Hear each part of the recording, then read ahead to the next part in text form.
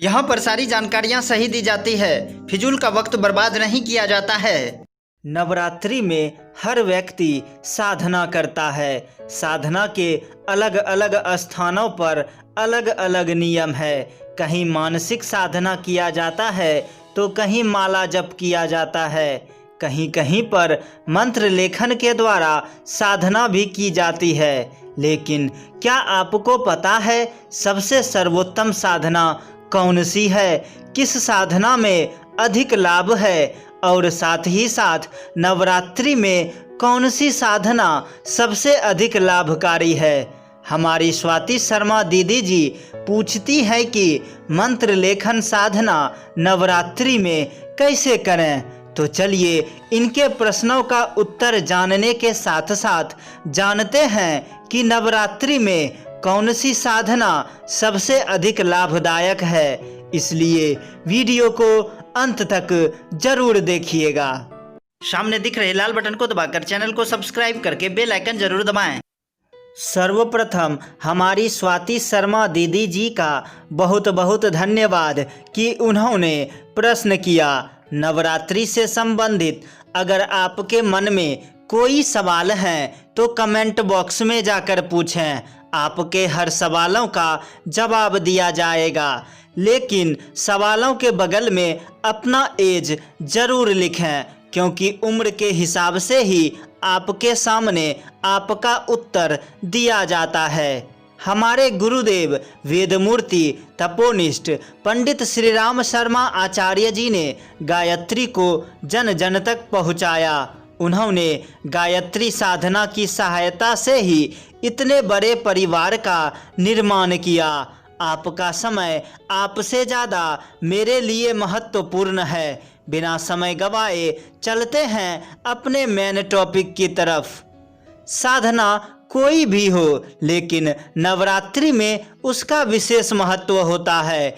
9 दिन की साधना आपको संपूर्ण साल की ऊर्जा प्रदान करती है। साधना मुख्यतः 3 प्रकार के होते हैं: मानसिक साधना, मंत्र लेखन साधना, माला जप के द्वारा साधना।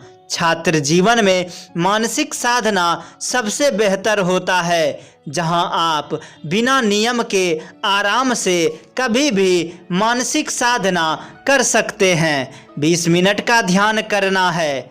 दूसरा है मंत्र लेखन साधना, जिसमें आप मंत्र लेखन की कॉपी में पेन से मंत्र लिखकर साधना कर सकते हैं। तीसरा है माला जाप, जिसमें आप माला की सहायता से साधना कर सकते हैं। माला जाप में कुछ नियमें होती है, जिसमें आपको सुमेरु को क्रॉस नहीं करना है। अब मैं आपको बताता हूँ कि सबसे लाभकारी साधना, उत्तम साधना कौन सी है। बच्चों व छात्रों के लिए मानसिक साधना ही ठीक है, क्योंकि साधना का यह नर्सरी क्लास होता है, जहां बच्चों को साधना के प्रति जागरूक किया जाता है। मंत्र लेखन की साधना भी हमें एकाग्रता प्रदान करती है, लेकिन इसका एक डिसएडवांटेज है कि मंत्रों को गलत नहीं लिखा जाए। एक लाइन में सारे मंत्रों के अक्षरों को लिख दिया जाए। मंत्र लेखन साधना में हमारा ध्यान इधर उधर जाता है, फलस्वरूप एकाग्रता नहीं बन पाती है। अब अंतिम साधना माला जाप के द्वारा की गई साधना होती है। माला जाप भी 3 प्रकार के होते हैं। पहला, आप माला के साथ जो गायत्री महामंत्र पढ़ रहे हैं, उसमें अपने जिह्वा को हिला रहे हैं, ओठों में भी थोड़ी कंपन हो रही है। दूसरा, माला जाप के साथ गायत्री महामंत्र की साधना में आप मंत्रों को सुन रहे हैं और उसकी आवाज़ सिर्फ आपके कानों तक पहुंच रही है।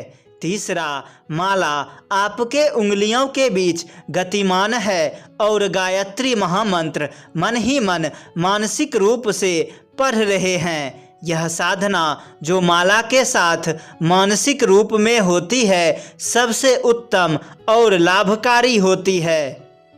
इस साधना में आपकी एकाग्रता बढ़ती है, किसी कार्य में मन लगता है और हर काम धीरे धीरे संपादित हो जाता है। इसलिए आपके जीवन में किसी प्रकार की समस्याएं हैं तो आप माला के साथ मानसिक जाप करें। यह मानसिक साधना आपके जीवन की सारी समस्याओं को दूर कर देंगी।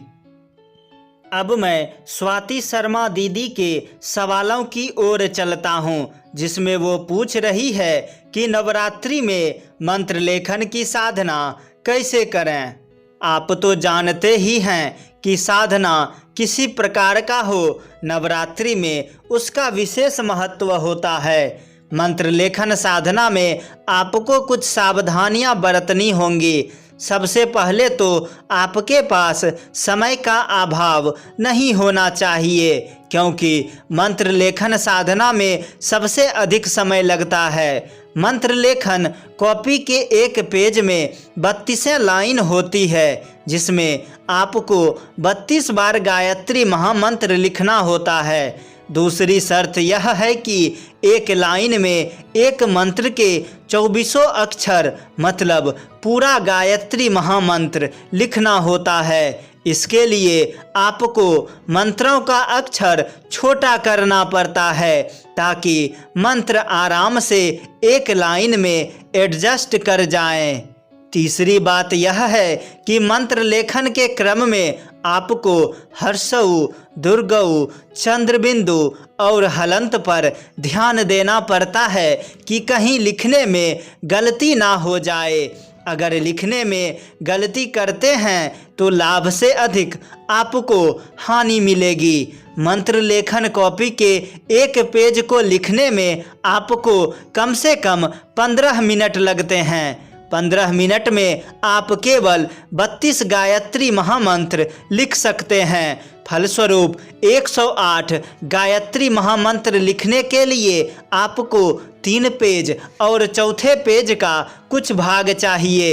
इस प्रकार 108 गायत्री महामंत्र लेखन में आपको 55 मिनट का समय लग जाता है। इस साधना में समय काफ़ी ज़्यादा लगता है और ध्यान भी एकाग्रचित्त नहीं रहती है। अगर आप माला जाप के द्वारा मानसिक साधना करते हैं तो 55 मिनट में आप 10 माला कर लेते हैं। मतलब एक दिन में 1 घंटे में आप 10,000 जाप कर लेते हैं, जो मंत्र लेखन की अपेक्षा बहुत ज़्यादा है। नवरात्रि में अगर ईमानदारी पूर्वक साधना करें तो कम से कम 24,000 मंत्रों का जाप जरूर करना चाहिए। अगर आपके पास समय का अभाव है और आप 24,000 मंत्रों का जाप नहीं कर सकते हैं तो 3 माला जाप जरूर करना चाहिए। पहला विश्व के लिए, दूसरा अपने समाज के लिए और तीसरा खुद के लिए। अगर आप रोज 1 घंटे माला जाप करते हैं तो 9 दिन में 9,000 गायत्री जाप कर लेते हैं। वही मंत्र लेखन में केवल 900। इसलिए मेरा आपसे रिक्वेस्ट है कि आप माला जाप ही करें। अगर आपके आसपास माला उपलब्ध नहीं है तो आप कमेंट बॉक्स में जाकर अपना पूरा पता दें। हाथ से बना हुआ माला निःशुल्क आपके पते पर कुरियर कर दिया जाएगा। हमारा काम है अधिक से अधिक परिजनों को गायत्री से जोड़ना, इसलिए आप अपना पूरा पता दें। नवरात्रि से पहले आपके घर तक हाथ से बना हुआ माला पहुंच जाएगा। लेकिन फिर भी आपको मंत्र लेखन साधना से प्रेम है और आप नवरात्रि में मंत्र लेखन साधना ही करना चाहते हैं तो सर्वप्रथम मंत्र लेखन की नई कॉपी वो पेन खरीद लें। पहली पूजा के दिन संकल्प ले लें कि कितने मंत्र लेखन की साधना आप करेंगे, फिर अपनी साधना शुरू कर दें। बाकी सारा नियम आप जानते ही हैं। फिर भी नवरात्रि से संबंधित आपके कोई सवाल हैं तो अभी कमेंट करके पूछें। आपके हर सवालों का जवाब दिया जाएगा। मुझे पता है यहाँ तक वीडियो देखते हुए कोई विशेष इंसान ही आया है, तो अब विशेष बातें सिर्फ आपके लिए। नवरात्रि में आप गायत्री साधना जरूर करें। इस समय साधना का विशेष महत्व होता है। आप गायत्री साधना तो करते ही हैं, लेकिन क्या आप जानते हैं गुरुदेव कैसी साधना चाहते हैं? गुरुदेव के अनुसार गायत्री साधना कैसे करें, तो अभी हमारे आई बटन में जाएं, वहाँ एक वीडियो है गुरुदेव के अनुसार गायत्री साधना कैसे करें। अगर आपके जीवन से जुड़ी कोई सवाल है तो कमेंट करके पूछें। अपना सलाह वो मार्गदर्शन अपने युवा परिवार को जरूर दें। वीडियो को कम से कम 5 गायत्री परिजनों के पास शेयर जरूर करें। जो भी बातें अच्छी लगी परम पूज्य गुरुदेव और जो बातें बुरी लगी हमारी अपना छोटा भाई समझकर क्षमा कर दें।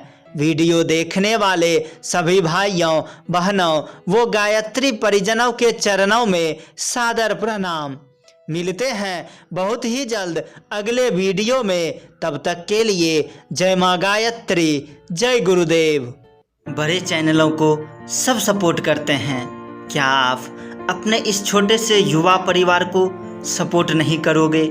सामने दिख रहे लाल बटन को दबाकर चैनल को सब्सक्राइब करके बेल आइकन जरूर दबाएं और स्क्रीन पर दिख रहे नेक्स्ट वीडियो को जरूर देखें।